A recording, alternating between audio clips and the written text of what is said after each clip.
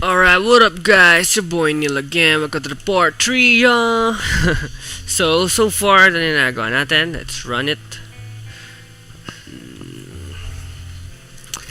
Alright. Tama nakaka-slouch. Alright. So far, ito na nagawa natin. We can walk. I mean, we're not passing through the walls and stuff like that. So, lagyan natin siya ng onting ka-etchasan.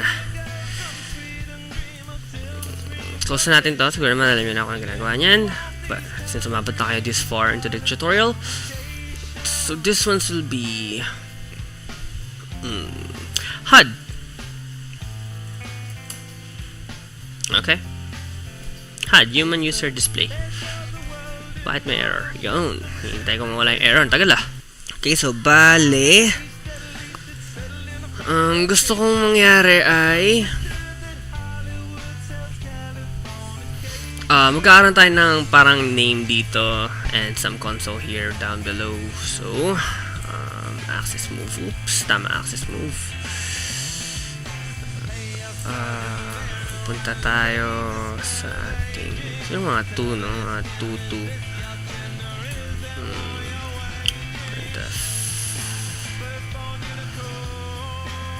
Welcome to Virtual. Welcome to Moving On! Sorry guys, wala na akong maisip. So, mag-access move ulit tayo kaya natin sa kabilang side naman. So, sa kabila naman, so that will also be 2 sa Y, and sa x-axis that will be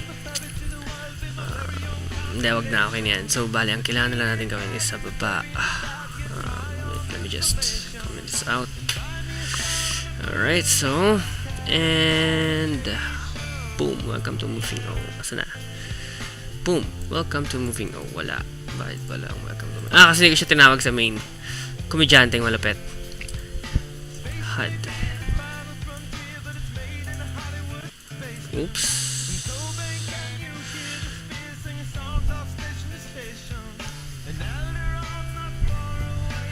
Alright, so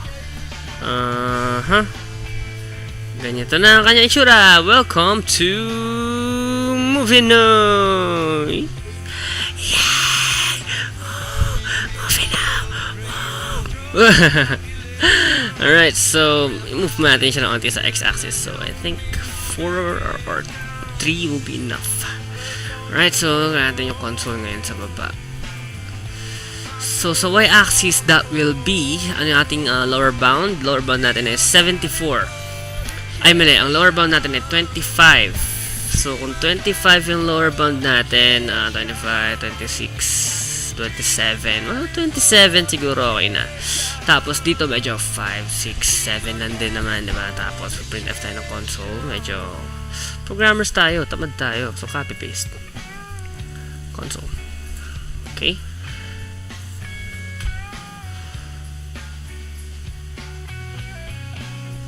Boom!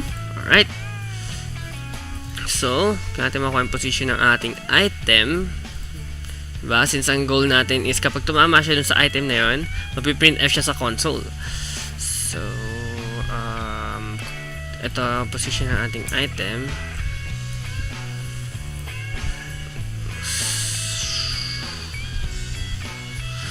So, bale. Control, ganon. So, if x core is equal to, ano yung x ng ating item? 50.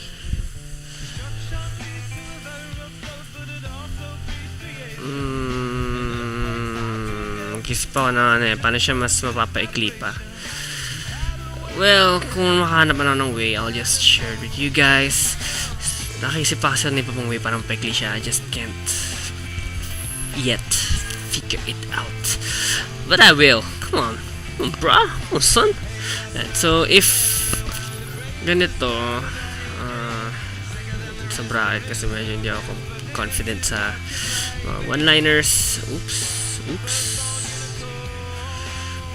Medyo naghihingal na sa shortcuts. If pag nasa 50 na siya, pag nandun siya sa x-axis ng 50, Nandun siya sa Y, therefore kapag andun siya sa item, pupunta siya sa console. Ano yung console natin? 7 and 27. So, kung ang word na console ay console, tapos may ganyan pa. 1, 2, 3, 4, 5, 6, 7, 8, 9. Gawin natin 10. That is 7. 7 plus 10 is 17. Round na natin. 20. Print F. You got a potion. You got a potion. You got a potion. Let's run it. Run it. There you go. Pupunta tayo dito and boop, you got a potion. Yeah, man. Else. Oops. Else. Punta doon and erase everything. Oops. Print F. Erase everything. Pwede rin kayo gumawa ng function na erase, you know. Pero your choice, your music. So, punta siya doon. Paglabas siya, erase na. Alright, how's that, guys? How is that? How awesome? How awesome yung paggamit ng handles and moving the buffer. Tapos doon ka magpiprint kung nasaan yung buffer. How cool is that, right? Come on, son! Right? So, ngayon, ang gusto ko ngayon mangyari is, kailangan ko tong point na to. Let's see. What? Kailangan ko yung corner natin. So, let's bring down stage. Right bound natin, bale. Siya ay nasa 74. Okay? 74 siya sa right. So, bale mga 7. Ay, pwede naman pala natin dito na lang natin tingnan sa ating arrow keys. Sa ating main function. So, bale. Ano yung hinahanap ko? Ito, yung sa down, bale 24.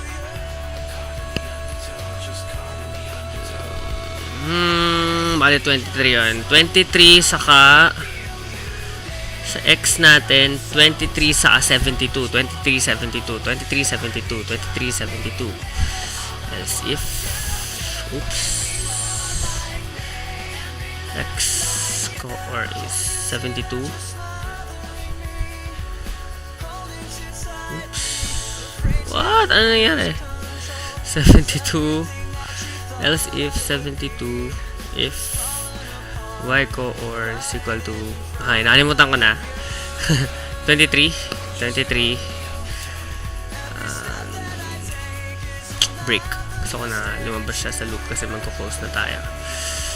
Break. Oo, nakikita ko yung mali ko. My core. Alright, so pag break na doon, sabihin mag-exit na tayo. Tawagin natin si close function. Alright, so gawa tayo ng function na close. Void close.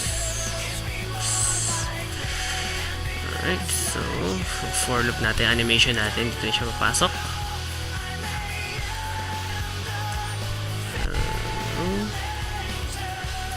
Go. Tapos, palitan natin ito ng thank you. Oops, thank you. Tapos, ilagay natin sa, siguro medyo malapit-lapit naman siguro sa katotohanan, no? Mga 40, 1, 2, 3, 4, 5, 6, 7, 8, 9, 10, 40, mga 30. Alright. Become so numb. Tired of being what you want me to be. Become so numb. So, bale, ang Y natin ay 23, X natin ay 72. 72 and 23. Alright. Oops, mali. Wait lang. Don't look. Huwag niyo muna tingnan. No! Alright. So, si door natin. Gawin natin siya pilosopong door. D. Alright, so here we are. Oh, may isa pa pala akong trick na ituturo sa inyo. Gusto natin yung buffer natin, kasi diba kung mapansin nyo, pag ginan ko to, yung buffer natin andun, no, andito siya, nagbiblink-blink ko. Paano siya itatago?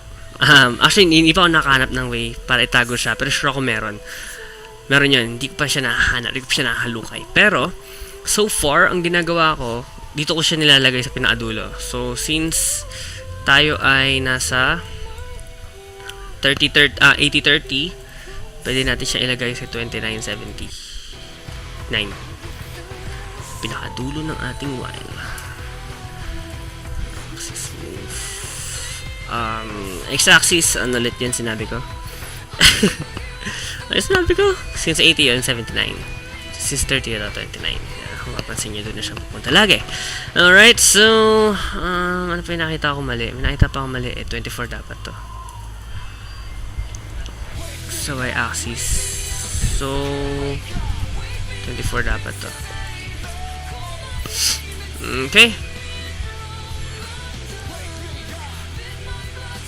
Can't wake up before I come and save me. Save me from the nothing I've become.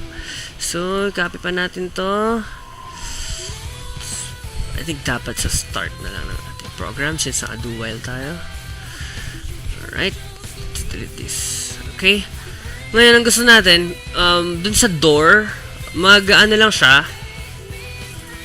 Pagpunta niya dun sa door, gusto ko mag-exit lang siya kapag nag-enter ka. So, if choice ba yan? Ano yung ating control? Ayan. If control is equal to 13, gagawin niya yung break. Okay. So, let's run it. Ito, tagal na siya mag-build kasi po tayo conditions. There's a better way to do this. Ayan, so kuha natin ng item. Bloop! You got a potion. Paglabas, punta niya dito. Poop! Pero wala pa. Pero pag enter mo, thank you. Clear screen muna, tas thank you. Ayusin natin yung ating animation. Diba? System CLS. Ang gusto ko, mabagal siya gumalaw. So, pwede natin yung dayain.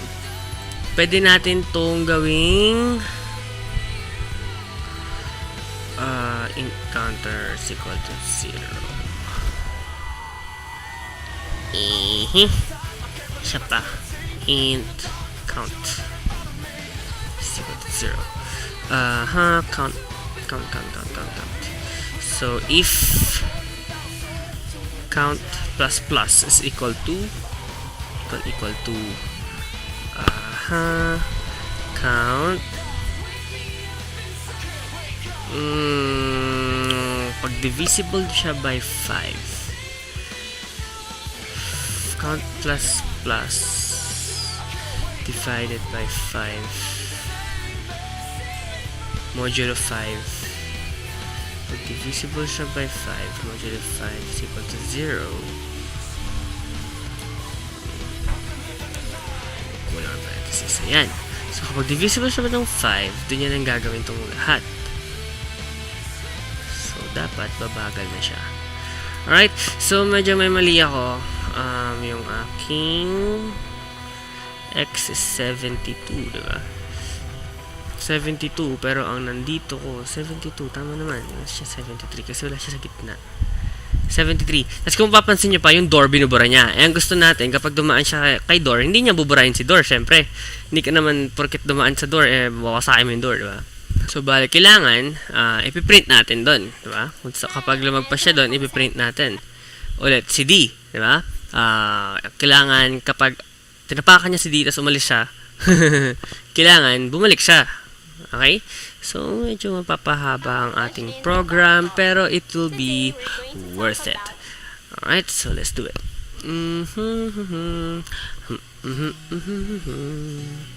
So, if x score is equal to, kapag andun na siya sa line ng door, which is 73, kapag naka 73 na siya, dito na lang natin ilagay. Kapag nasa 73 na siya, gusto ko ulitin niyo ulit to. Yan. Tapos pag nasa Y na rin siya, if X ko or doon, kailangan ko rin ng sasalo kapag nasa Y siya. Pag tumaas siya, pag pumunta siya sa 23.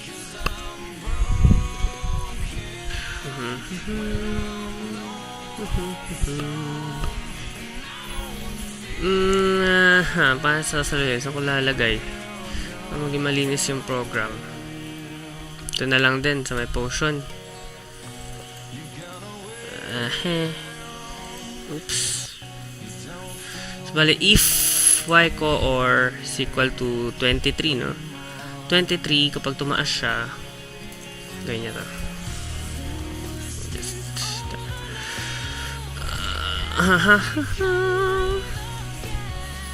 Alright, let's see. Here we go.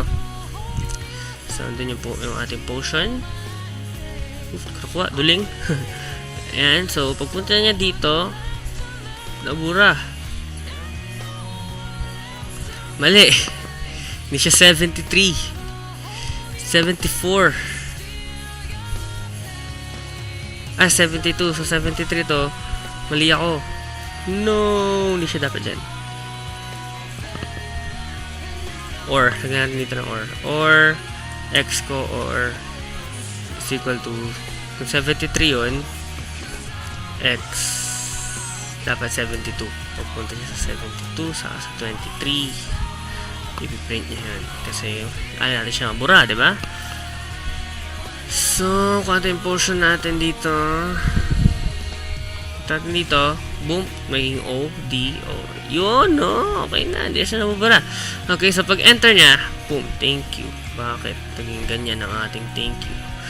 So, check natin yung ating thank you. So, comment muna natin to para ma-check natin ang ating thank you. Ano nangyari dito? If blah blah blah blah count is equal to ganyan. Yes, that.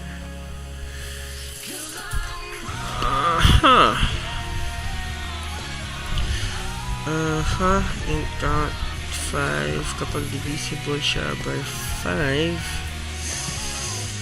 tugudugdugdugdugdak, tugudugdugdugdak, tugudugdugdugdak, modulo 5. Debagan natin ito. Wait lang, let's see. Okay, so bale,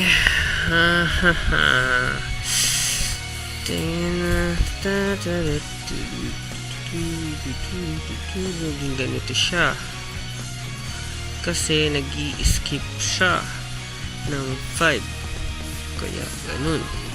So bali, gagawin natin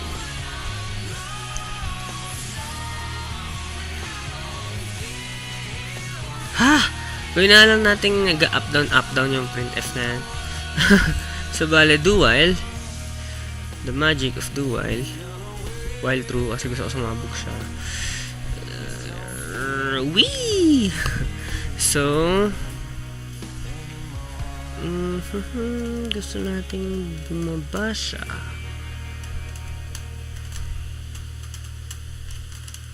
Count is 0. Ganyan itong position. Position is equal to 0. Okay, so kung mag-up down siya, kailangan natin muna nasa taas siya, nasa 0 siya. So, bale, lalagay natin siya sa gitna, si axis move. Lagyan sa gitna, 30. Siya sa X. So, Y, 0. Oops, position natin yung Y. Kasi doon siya yun yung variable natin. Yun yung gumagalaw, yung hindi constant. Tapos, before siya mag-end ng while, printf natin yung thank you. Okay, tapos if pos plus lang to.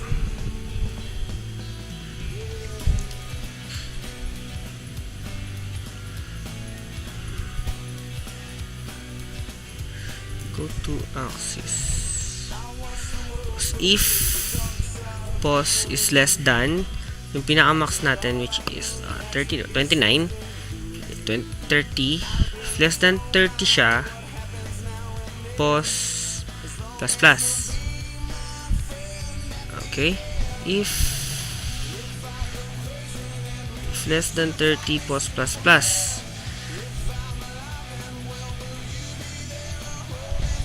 Let's see, isip. If ganun, gawin na lang natin na mali. Kapag nasa 29 na siya, kailangan natin ng isa pang counter checker para malaman natin kung nasa 29 na siya. Check is equal to 0. Bale, if pause is equal to 0, then check is equal to 0. Oops, is equal to 0. Thus if pause is equal to 29, check is equal to 1. Then if pause is equal, if check is equal to 0, kapag 0 pa lang yung napupuntahan niya, pause plus plus. For one-liner, no, dito advisable. If check is equal to 1, sabihin, kapag dumaan na siya sa 29, pause, pabawas naman, minus. Okay? Tignan natin yung mangyayari. Hindi siya magbe-break actually, so dapat mabilis to mag-up, down. Diba? Sobrang bilis niya mag-up, down. Hindi na natin nakikita.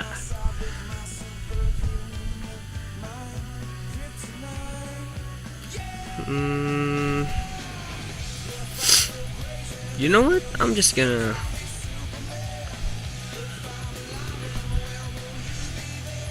ilalagay ko sa description yung link kung saan ko to nakuha.